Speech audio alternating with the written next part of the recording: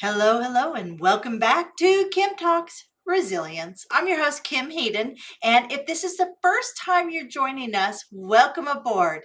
Kim Talks Resilience is all about seeking out inspiring women to share their stories with women around the world. We all need a little resilience here and there, and these women have it in spades. We reach out to women who are coaches, speakers, leaders, authors, women who take on the gauntlet and are willing to stand up in front and help others.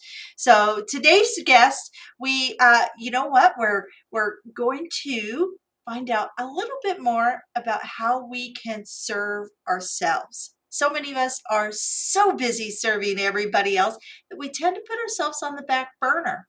And I think we're going to learn a lot today. So today's guest is Dr. Erica Steele. She is a holistic doctor in family practice who has 6 degrees in her field. She has been in natural healthcare for over 20 years. And you know what? You're not going to buy it when you see her. The gal looks, she must have started when she was 12, but maybe that's saying something about she's practicing what she preaches. And to this day, she has treated over 40,000 patients since 2009.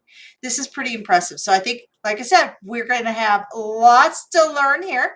Let me bring her in studio. We had some interesting tech going on today. Fingers crossed. Yay! Yeah, made it. So just so everybody knows, the reason we're so jubilant over this is the fact that how do you get like literally we were in the back hallways, the ether hallways of Restream, and it wasn't connecting. So whatever. So what do? We run, we go, okay, shut this room down, let's open a new one, let's make her happen. How are you doing? Oh, I'm doing so well. It's just such a beautiful evening here in Virginia Beach, Virginia. I'm just really enjoying myself. I'm happy to be here. We are having the same thing. You know what I'm doing when we get done here? So we're lighting our fire pit. I mean, we're way up north and it's warm. I have all my windows open. Like it's like, ooh, this is a nice into September. I'm hoping it stays right up till Halloween. I'd like to, there's a reason why all the kids in Canada, their costumes are purchased like 4 sizes too big, is so that you can fit them over the parka. Oh my Things you learn as a mom when you move from Kansas to Canada. It's fine. Otherwise, you can't see it. It's underneath the parka. Or you're a bad mom. You send your kid out in a snowdrift in their, Spider-Man outfit, and people are going, oh. So we have a newbie here, right? Okay, so I'm excited about Halloween. What can I say? I love decorating up. Okay, let's dive into this. Because I really want, and I just don't see 20 years and 6 degrees. You are so incredible. You're totally crushing it. You are practicing everything you preach. That is so obvious because 20 years, you have to at least, at a minimum, be over 38. And that's if you were Doogie Housing it all the way through school, right? Remember Doogie Actually, I did start very young. And even as a little girl, I ran around labs with my parents, both my moms. So I have my birth mom and then my stepmom at the time. They both were in science. So my mom did cancer research for NIH and my stepmom was a geneticist. So and my dad was in education. So I ran around labs and science and was, taking classes and all that stuff at a very early age. And I ended up leaving and going to school at 16 and then kind of started my path into natural healthcare. So so I have been in it for a long time and I am young for sure. And so, but not that young. I mean, I have an adult daughter, so I'm not a spring. Wow. No, Uh-huh. you're beautiful. You're beautiful. Those of you who are listening to this, you got to go over to YouTube and find this video. This woman is just just great disposition. I was so excited when we could get her booked onto the show. So, I love the fact that you talk about the nature aspect of Mhm. your environment growing up. First thing I have to ask, were you homeschooled by chance? I was not. No, I No. wasn't homeschooled, but I homeschooled my daughter. And so that was really important to me. And two, I think because everybody learns differently, I excelled and I loved school. And I'm a prodigy. And so, there was huge demands that were placed on me growing up in school. I'm a writing prodigy. So, we were like made to perform, and you've got to do this and you've got to do that and you've got to start foreign language, and but I really excelled in it and I loved learning, and my parents are scholars, and so I've always been around that educational world and atmosphere, so it really came very natural to me. And then too, I think a part of it was me finding self-esteem through the education, because my parents were both Marines at the same time. So, the warm and fuzzy wasn't quite their jam. And I get that. But I needed that as a very sensitive and intuitive, loving soul, as most children are, right?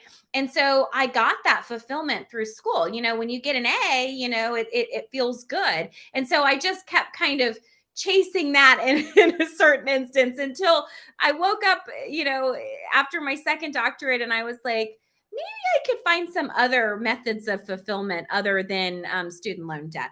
So that's Student loan debt. Well, yeah, and that's a whole nother conversation there, because now we're seeing open source universities starting to creep up. So we got edx.org, and if you're a prodigy like yourself, the reality is that you can learn from anywhere. You don't have to pay to learn. And yes. you know what? I'm going to mark this down, because I would love to do, and this is so off topic, I would love to do a round table of like 7 women with adult children that are Oh yeah. successful in their own way, but really talk about that nature and nurture. And it's not saying anybody's kids are bad or good or any of these things, because I mean, my mom was a day home provider, super smart woman, but she high school diploma, and my dad was a used car salesman. And it's interesting, that whole nature and nurture type of scenario. What does your daughter do now, or is she in school? So it's interesting. So my daughter very much took after me in the sense that she paved her own way, very free thinking, independent. And I wanted to raise her that way. She actually decided she wanted to leave school early. She taught herself how to work on cars and then went to school for welding to become a mechanic. And yeah, and she also grew up, I had her literally on my hip while I built companies.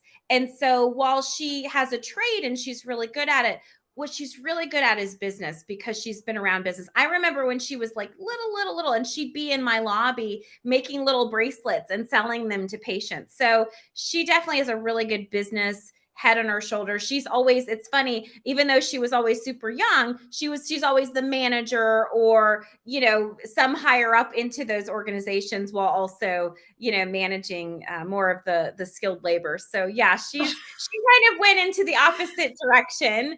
That I is that is I would, very fun. yes, it is. It is. It's brain, so that's good. So Mm. so multiple degrees. Let's run down through all the degrees. Tell me what you got. All right. So I have an AS in psych. I originally was like, oh, I love psychology, especially coming from the environment that I came from. It was kind of like, there must be a different way of living, And so I went psych, and then I was like, I don't want to heal myself through other people, and I saw that a lot in the cohort. So then I went into natural healthcare sciences, which is all like the sciences around natural healthcare. Then I got another, so I have one bachelor's in natural healthcare sciences and then another bachelor's in alternative medicine. And that's really just kind of, instead of using this, you use a naturally occurring substance and homeopathy and things like that. And then I have one doctorate in natural medicine. So with an emphasis more in homeopathy. I really loved homeopathy, but I learned herbology and all the other modalities. And then I have a naturopathic doctorate degree, and I'm a board certified naturopath as well. And so that really put the science and the functional medicine piece of it. I'm an expert in laboratory diagnostics and biochemistry. So I am the one who finds the root causes of why someone is unwell. And then I have a master's in public health with a concentration in complementary alternative medicine. I got that one really to try to understand, public health and public health care policy and legislation, because I do a lot of lobbying, especially for medical freedom and for people's autonomy over what they want to do with their bodies. And now I'm actually getting my PhD, which is my last degree, I promise, in applied psychophysiology. And so that I'm in my semester now. So that's more into brain mapping and the physiological impacts and effects of stress and the brain and really trauma. I really want to study and learn the impacts of trauma on the body and on chronic disease and autoimmunity. Well, there's definitely a connection there, and that's another. You and I think, literally have about 10 podcasts just in what you shared. But let's go back to natural natural medicines and lobbying and insurance. Yes. Let's talk insurance. Yes. Is any of this covered through people's basic medical insurance?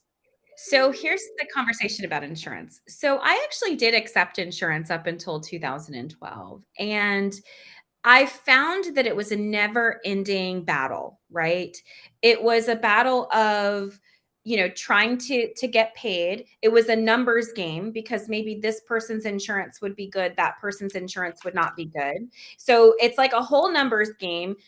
Managed care, meaningful use, it doesn't allow for a lot of time to spend with your patient. And when you're case taking and you're trying to figure this needle in the haystack, it's very difficult to work into those compounds. So I took the leap in 2012 and I dropped insurance out of my practice. We still give super bills and things like that. So if people want to go and get reimbursed, believe it or not, patients actually can get reimbursed faster than me. That's like, oh, you're just a lowly provider, get in line kind of thing.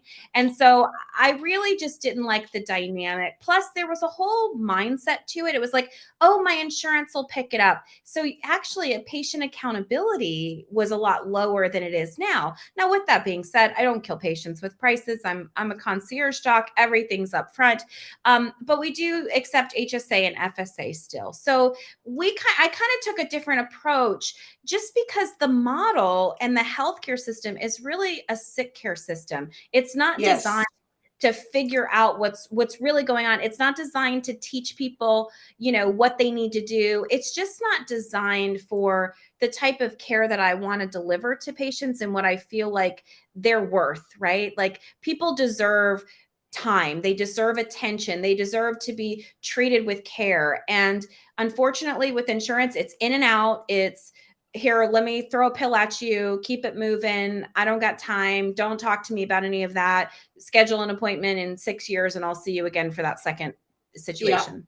Yeah. Oh yeah, absolutely. I mean, everything is after everything. And unfortunately in the United States, everything is, they only treat what needs to be treated just to keep society moving forward. We see that in the education. Oh yeah. Right. I argue about the education system in the United States all the time. So I understand why you homeschooled, because I am meeting more and more people. Homeschooling has become very common now since COVID. Because all of the online opportunities has shifted the thought process around homeschooling.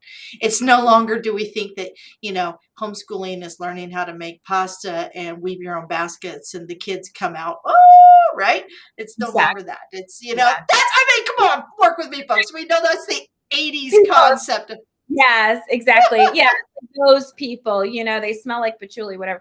But you know what I find fascinating is I'm just talking about myself. But what's interesting is that our healthcare system and our education system have a common denominator in America, and that's Rockefeller. Rockefeller, actually, big oil man tycoon, he has his stamp on both of those. And so really, they're not designed for your personal enlightenment. They're not designed, healthcare is not designed for you to be healthy. Education is not designed for you to elevate outside of the box, right? No Mhm. matter how many, beautiful campuses there are, and, I love the smell of books and commerce, it's still a box, and they want you to be in the box. And I have such hard time being in boxes, I will tell you. And so, but the way that it is. And so, you've got your professors. It's the power of the pen. I do my best not to piss anybody off, but of course I'm going to step on some people's toes, and that's Yeah. just the way it goes. And when you say Rockefeller, we always say rich as Rockefeller. Well, that's basically the everything comes down. So, and Canada is not a utopia society. There are issues here. I mean, homeopathic medicine is not covered in Canada either, unless you go through a outside of the Canadian health. You can get it, but it's not covered underneath our Canadian Health Act, right? At this time.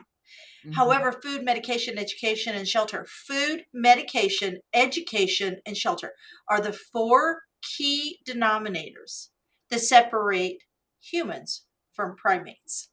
And when we strip away your education, Mm-hmm. and we strip away your health, and Mm-hmm. we jeopardize your shelter, Yeah. and we don't feed you, Mm-hmm. what are you going to become? You're going to become an animal fighting for survival.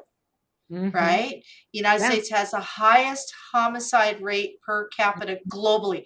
It is more people are dying every day, Mm-hmm. in the last year in the United States due to, conflict within the United States Oh yeah. than you Yeah. see in most. I mean, Ukraine right now is bypassing the United States, but it's really sad that you have to have a full-fledged war to Mm-hmm. outpace the death of Americans. Yeah. And you are literally taking on education within medication. Like you literally are tackling two of those verticals. So Yeah. let's talk a little bit about what is Mm-hmm. natural health. Yeah.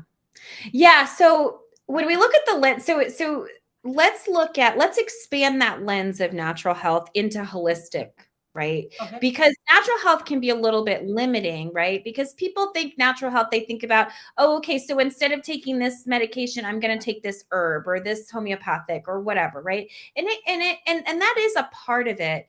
But that's not the whole thing. What I really want to speak about is the resilience of the human, okay? Because the power actually comes from within, right? We have in homeopathy called vital force, right? Vital force frequency. This is the same thing that Eastern medicine, which predates our Western medicine by a bajillion years, has always had access to, right? Has always known, right? The power is within the human to be able to heal themselves. So that's the first thing, right? The second thing is understanding that you are conscious, right? So we talk about primates. The difference between us and primates is that we have emotions. We're able to think cognitively. We're able to, do certain things that our animal friends just really can't. And so we want to capitalize on that ability. And so if we're present to taking care of ourselves, right? Just simple things like breathing, right? How many people are literally totally unconscious? Like, how many people would pass out if their bodies didn't automatically breathe for them, right? So just those simple things, right? Not jumping out of bed, rolling out of bed and charging into the day, right? And living at the effect of your day, but rather creating your day, right? And not always hurried. That's so hard on the nervous system when you literally feel like you're being chased by a tiger all the time, which sadly is Mhm. American culture.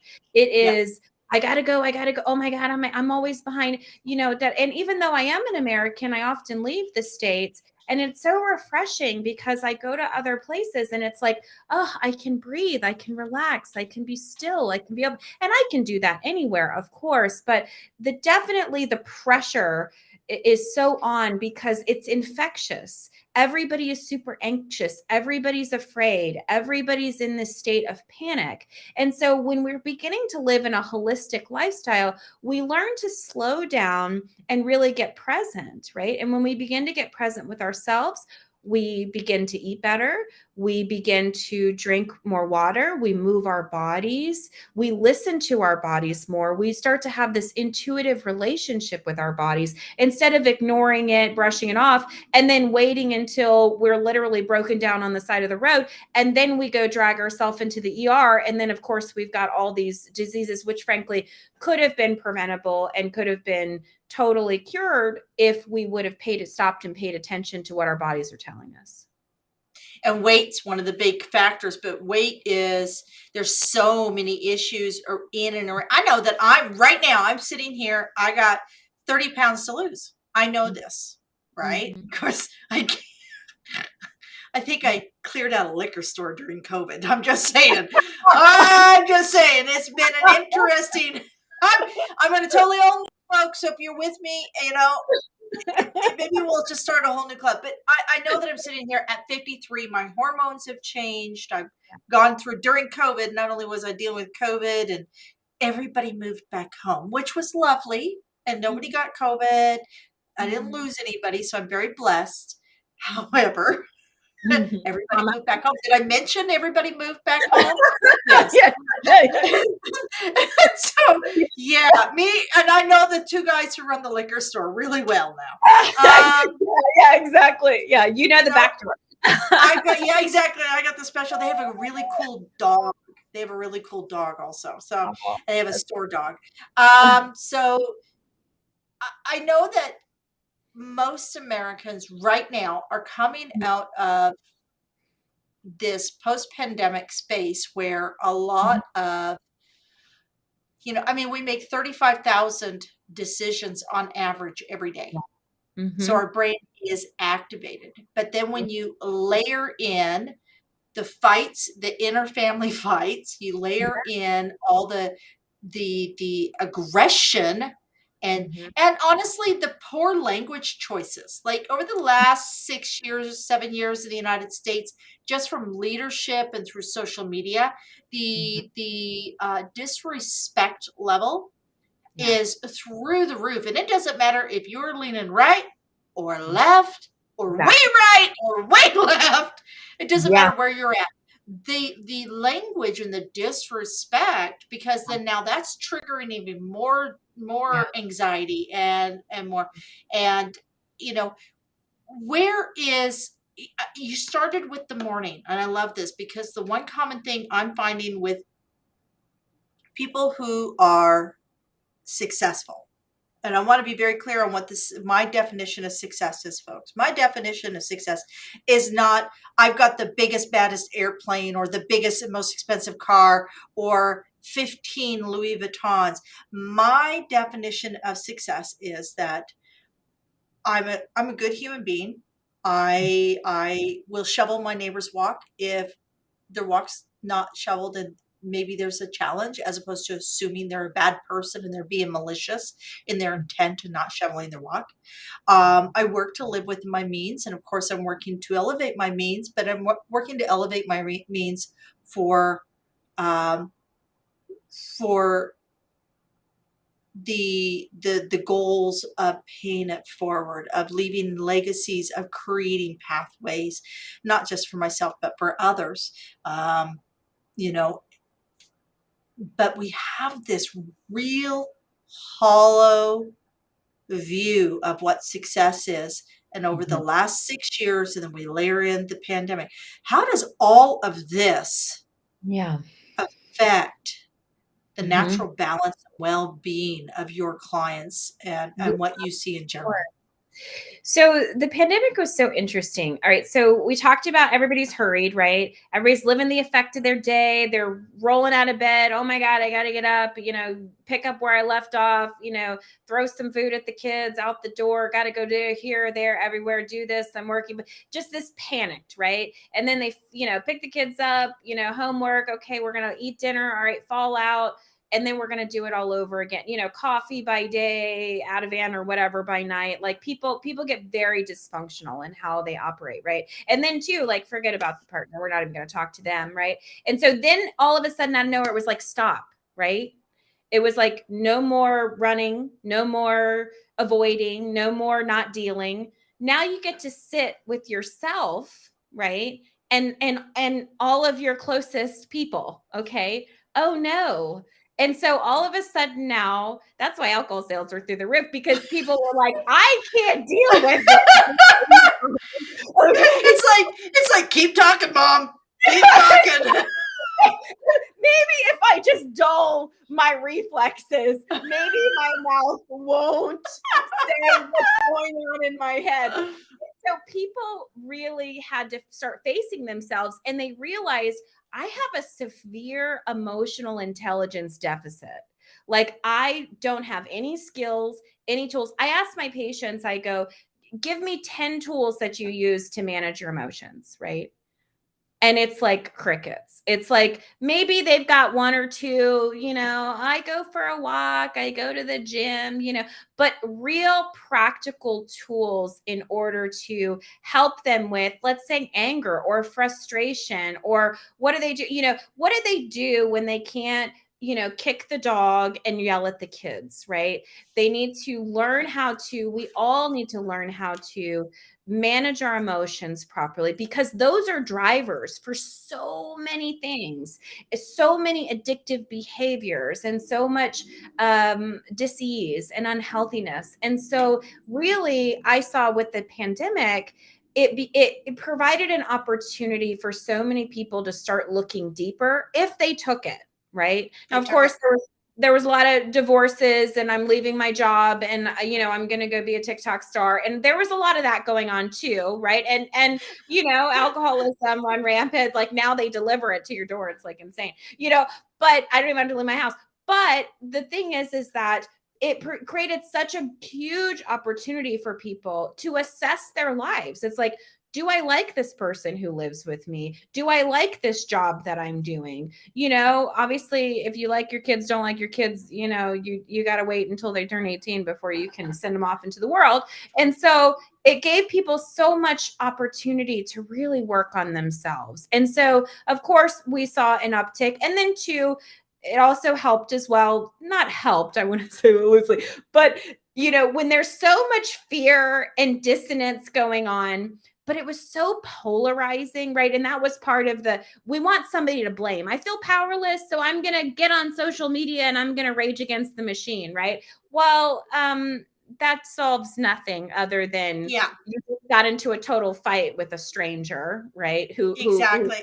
And you raise your blood pressure, and you put something out into the ethernet that the reality is, in the World Wide Web now, there's garbage out there that you have spewed. Yes. And it's there forever. Exactly. What did they say? They said by what, 20, what was it, like they said something like by 2030 it will be hard to elect a president because there'll be so much crap on their social media. I believe it. I mean, but all the back and forth and back. But here's what the back and forth is. It goes, okay, you're the problem. I'm not going to look at myself. I'm a victim to circumstance and experience and God knows what, right? You're picking on me. You don't believe what I believe. You believe the sky is blue and I believe it's green. So, screw you, kind of thing. It doesn't really allow for people to take personal accountability and responsibility. And that's it caught a lot of people off guard who hadn't dealt with their health, who hadn't dealt with their relationship issues, who hadn't dealt with their emotions, who hadn't dealt with their communication or lack thereof. And so, again, it provided that opportunity for people to really start looking, right? And really start seeing that, okay, I need to make some changes. Now, again, what they did with it, that's up to them. And that's the thing. It's a paradigm shift in healthcare. I think before this, people had this idea, you go to the doctor and then I give my power control over to the doctor and the doctor's going to fix it, right? Yeah. Well, me as a doctor, I don't want your power.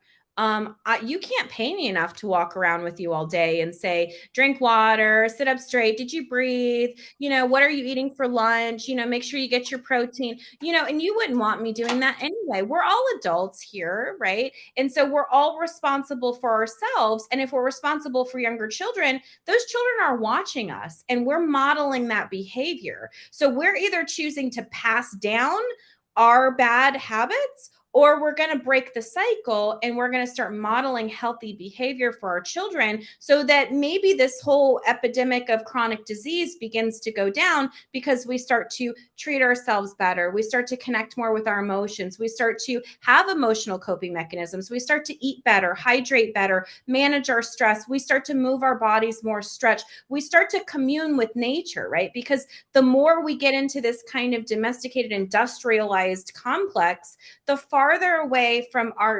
nature and the natural order of things we go. Nature doesn't force itself to do anything. You don't see the sun straining to come up. You don't see blades of grass rushing to get to the top. Nature is very consistent. It's deliberate. It happens consistently over time. And that's really how we want to work our health. It's not just like I tell patients, my crystal wand or my magic wand broke, my crystal ball to predict all of the things and the shop, and my time machine to tell you how long this is going to take. That doesn't work anymore either. So it's just me and you, kid. I'm going to teach you step by step what you need to do. And that's what I do. So it is amazing because you do talk about, our emotional baggage, the traumas of childhood, all these things go in and play pretty hard on. And I think that a lot of people were very, very distraught, not because of the pandemic, but because, they actually for the first time are dealing with stuff that happened when they were 5 and 6 and 7 years old, right? And we know that statistically reported 25% of all women have, an abuse trauma before the age of 18. 25% reported, right? Reported. So, there's when we say reported, we know that that's not everybody it happens to, but so when we look at this, what are the top 3 things? I always want to get okay, so what I want basically is your McNugget of top 3 things that we could do, or to just maybe take that one baby step forward. I love breathing. Breathing is so good, but not just but breathing into your body and closing your eyes, breathing in and connecting. That in and of itself can be super scary for people. So that's number 1. Just breathing into your body and acknowledging what you feel. Some people totally shut down how they feel. They don't connect with it at all. Some people, it's just all a physical thing. And some people can connect with their emotions. I kind of say there is either you don't feel anything or you feel everything, right? So just starting to connect with the rhythm, right? That's number 1. Number 2 is I always recommend patients to get 2 journals, a trash journal and a treasure journal, right? So your trash journal is all the trashy stuff that comes out of your brain because you have to put it somewhere. And writing actually accesses the subconscious mind, right? So I have a trash journal in almost every room. If somebody picked him up, they'd be like, oh my God, this lady has Tourette's. And so you just sit there and if somebody upsets you, just write it down. Oh God, this fucking, excuse my language, but it's you just write it down, all the trash, you just get it in the book, right? And then at the end, when the book is full, you don't have to go back and read it. You burn it, you throw it away, whatever you want to do, it's done, right? And the treasure journal are all the beautiful things, the desires, the things you want, the things that make your heart sing, the gratitude, all of that. So that's my number 2. I love that, right? And then hydration would be my number 3. You would not even believe how many conditions and symptoms are tied to dehydration just alone, right? And so again, 2 types of water drinkers, people that just, they're a faucet, they drink water all day. People that are again, I don't remember to drink. I have no idea what's going on, whatever. And so water is really important to hydrate the body. You cannot live, I know there's people that can live without either one, but that's a whole nother show. but you can live up to 45 days typically without food. You can only live up to 4 days without water, right? So water is very, very important. Number one cause of hypertension is dehydration, fatigue, any kind of issue that you have. So I would say down and dirty, like, you're not buying a whole bunch of supplements and joining any gyms and seeking out any self-help gurus. These are all things that are relatively inexpensive, cheap, and you can do yourself. And that's really what it's about. It's about you learning how to care for yourself, especially if your parents didn't teach you. Now, and I'll say this kind of little summary. So we're of the generation, I'm a little younger than you, but all in A all, lot. right? I think you're a lot younger than I am. I'm old. I've got grandbabies. I'm 53. So Oh, you're not that old. You're not that old. My not that parents, old. no, not at all. So Okay. yeah, I could date your age if I wanted to. So anyway, Oh. so anyway, so And there's another show, folks. There's another show. I'm telling you. We can go on forever. So nonetheless, our parents, as well intended as they were in survival mode, right? So the concepts, children are seen and not heard. I'm going to give you something to cry about. Don't you dare cry. Explicitive. We weren't nurtured and taught, oh, this is what an emotion is, and this is what we do with emotions, and here's our 10-step process, and these are our core values. Most of us were kind of latchkey. We were like, okay, you've got food, water, shelter. Okay, you good. All the rest of it, we really weren't taught. So a lot of us are really underdeveloped emotionally, social skill sets, parenting. We don't have those skills. So now it's up to us to pretty much rescue ourselves, because nobody's coming. I'm sorry. If you don't get anything that I gotta say, nobody's coming for you. I'm sorry. Yep. There's no white fighting armor. You gotta save yourself. And we're seeing in universities, all across universities and colleges in the United States, soft skills. People are paying for courses in soft skills. And I'm going, seriously? Yeah. I mean, to me, soft skills are literally common sense. Yeah. But it's crazy. Yeah. And again, a whole nother show is, people who parent and hide from the fact that their kid needs some help. Mm-hmm. Their kid needs some help. But I think there's a guilt. There's a guilt or almost a shame, like, and that is a sad thing, because those kids won't be little for their whole life. They will grow up and become society's issues, and they will be very unhappy. And they're so malleable when they're little. Get the counseling, get the training, learn what you need to learn. Like I said, I think we have a whole show where we get a group of us moms together. Oh yeah. And we go through everything, so we can help the moms with younger kids. They're down and dirty, because they really need it. And now there's so many resources. YouTube, for instance, you could literally get your therapy. I mean, I'm no mental health professionals. There's a purpose for that, but you could literally get your therapy from YouTube. If you don't know how to talk to your kids, there are 1,000 videos, 1,000 therapists on YouTube that have spent their time and created little things, right? Now it's just negligent if you're not being a part of the solution and you're not doing your part, and you're not, like, there's no more excuses. We're not in the dark age anymore. You don't have to go to the library and pick out the Dewey Decimal System. You literally are walking around with a computer in your pocket, right? All the time.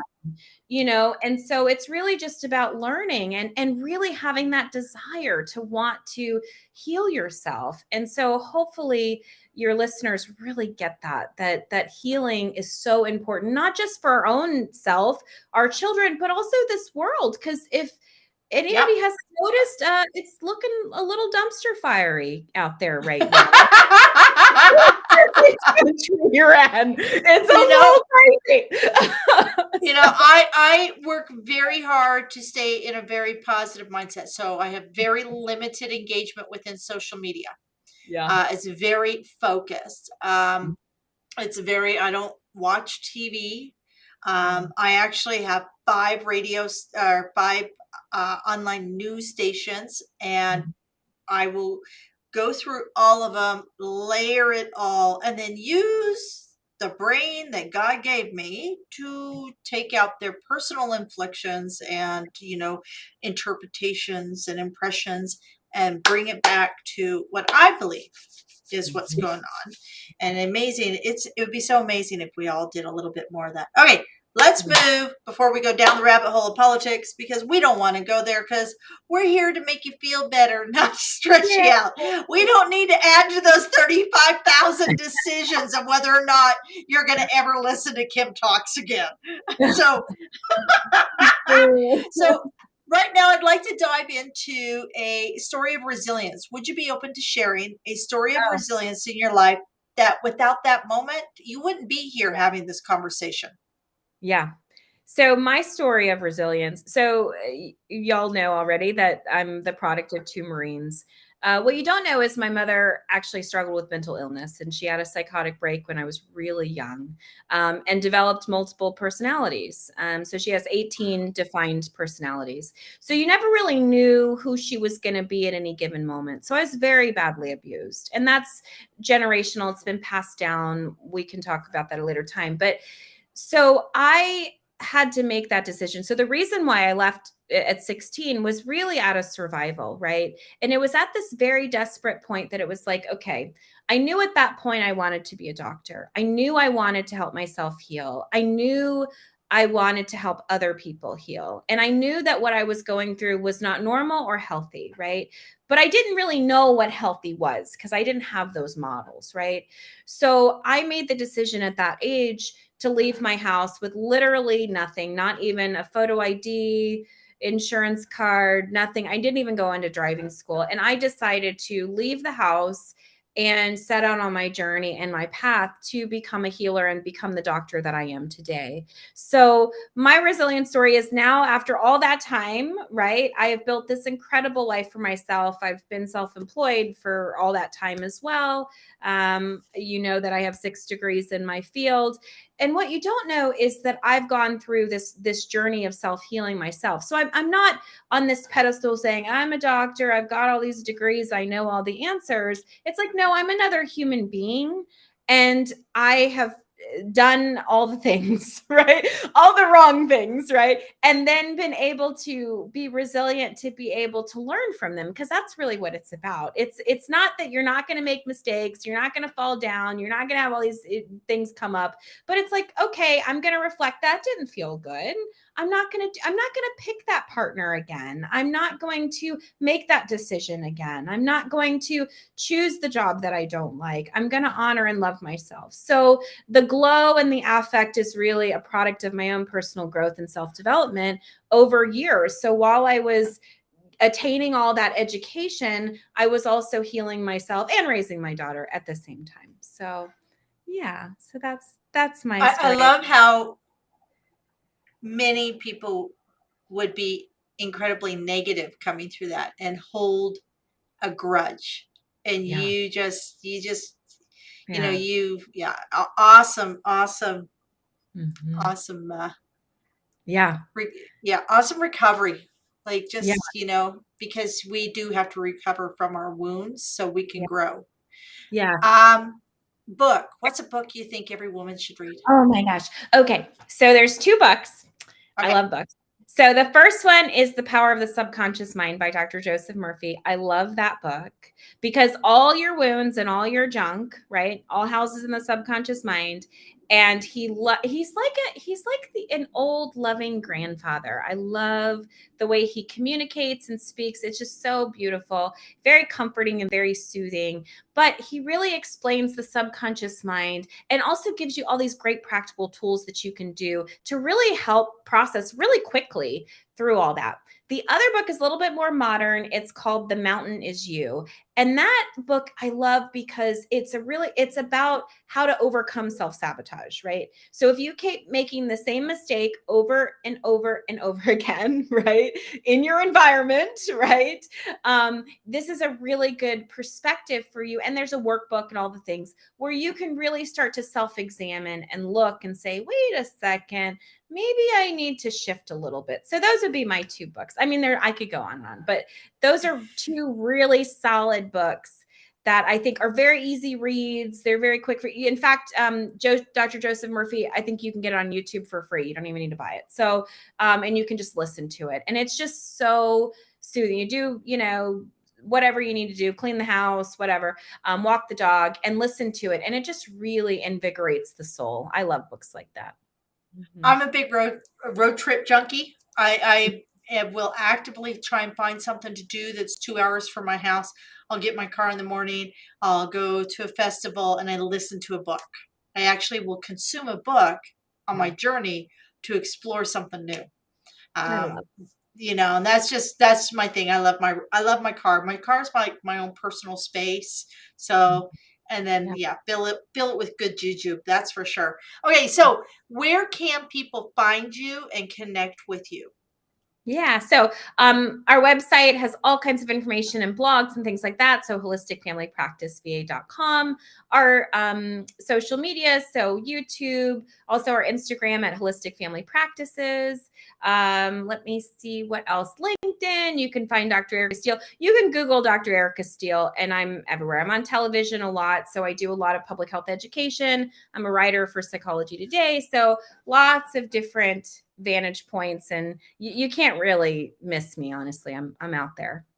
Yeah, they say the old saying is more places than you can shake a stick at. I still don't know what that saying means, but hey, it's a good one. I always envision an old codger out there shaking a stick, right? Exactly. What can you do? What can you do? All right, my dear, close us out this evening with a quote that means something to you. So I say my favorite quote is by Dr. Carl Jung. If you allow the unconscious to remain unconscious, it will drive your life and you will call it fate. So that's my favorite quote. That is exactly. It's be intentional, folks. Can you just say that quote for us one more time? Because that was really beautiful. So, if you allow the unconscious to remain unconscious, it will drive your life and you will call it fate. So simply put, if you allow all the little demons to stay in the closet, okay, you will continue to experience the things because your current reality is based off of those little demons. So you might as well open up the closet and let the little demons out and deal with the demons and put them in their place so that you don't continue to be victim to circumstance, that you're actually creating your life powerfully. And that's what that book, The Power of the Subconscious Mind, will talk about, is how to take the unconscious into the present. You have to deal. That's why I'm not in any way, shape, or form upset, right, about what occurred, right? Because I've had to let go of all that and bring it out so that I can be powerful in the present moment, because that's not my story, right? That's not who I am. That's not who Eric is. I get to decide every single day that I wake up in the morning who I get to be and what I get to experience every single day. And so I recreate myself every day, which I love. Well, you know what? That was a perfect way to end the show. I thank you so much for coming, because I have learned so very much just from even the few tips, even the few strategies, but also honestly knowing that I'm not doing too bad. And that feels good. That feels good. And I promise you, folks, you're not doing too bad either. You're taking time, you're investing in yourself, you're listening to amazing women here at the Resilient podcast. If you ever feel that your resiliency is listing a little, like it's lagging a little, do lean into our resilient community and you get a free, there will never be a charge for this. It is free. It is called resilientgift.com. Just go sign up and you'll get our magazine. You'll be notified when all the podcasts, we do our listings of who's coming up next. The reality is that for me, resiliency is simply that your past does not need to define your future. You are enough. You just have to rise to it.